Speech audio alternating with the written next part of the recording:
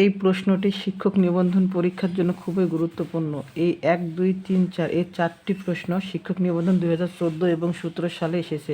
প্রথম দুটি 2014 সালে এবং পরের দুটি 2017 শিক্ষক নিবন্ধন প্রশ্ন নেওয়া হয়েছে। তো দেখেন যে এখান থেকে দুইটা প্রশ্ন যে আমরা বীজগণিতের নিয়ম অনুসারে জানি, যদি কোনো চলক, মনে করেন যে এই একটি চলক, কোনো চলকের ওপর যদি পাওয়ার 0 থাকে তবে তার মান 1 হয়।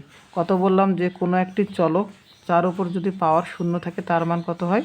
1 হয়। তাহলে এখানে চলকের জায়গায় এখানে একটা সংখ্যা দেওয়া আছে, কোনো সমস্যা নেই। তাহলে এখানে 17 × x, তাহলে এখানে 17-এর ওপর 0 থাকার জন্য তার পাওয়ার 0 আছে, সেজন্য এর মান হবে 1, তার সাথে x।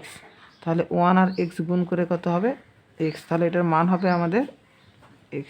এরপর দেখেন যে পরেরটি 2 নাম্বারটা সেমভাবে, তাহলে 20⁻0 × x, তাহলে এটার উপর যদি পাওয়ার 0 থাকে, যে কোনো কিছুর উপর পাওয়ার 0 থাকলে কত মান বললাম? 1 হয়।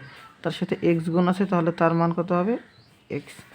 এরপর সেমভাবে এই প্রশ্নটা দেখেন যে এর মান তাহলে হচ্ছে আমাদের x। তারপরে দেখেন যে এখানে যে 3x, আপনাকে এর উপর যদি পাওয়ার 0 বলা হয় তার মানও 0 হয়। মনে করেন a b দুইটি চলক, এই দুইটি চলকের উপর যদি পাওয়ার 0 থাকে তার মানও 1 হয়। তাহলে 3x, অর্থাৎ 3 একটি সংখ্যা সহগ এবং x একটি চলক, দুইটার উপর যদি পাওয়ার 0 থাকে তার মান কত হয় বললাম?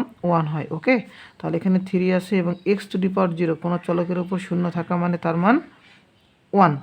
তাহলে এখানে দেখেন তো 1 যোগ 3 3 সমান 4, তাহলে এটার মান কত হবে? 4 হবে। ওকে, এটার মান 4, এটার মান x এবং এটার মানও x। তাহলে 4 নম্বর প্রশ্নটি সেমভাবে দেওয়া আছে। তো এই 4 নম্বর প্রশ্নটি আপনারা সমাধান করে উত্তরটি কমেন্ট বক্সে জানাবেন। সকলকে ধন্যবাদ।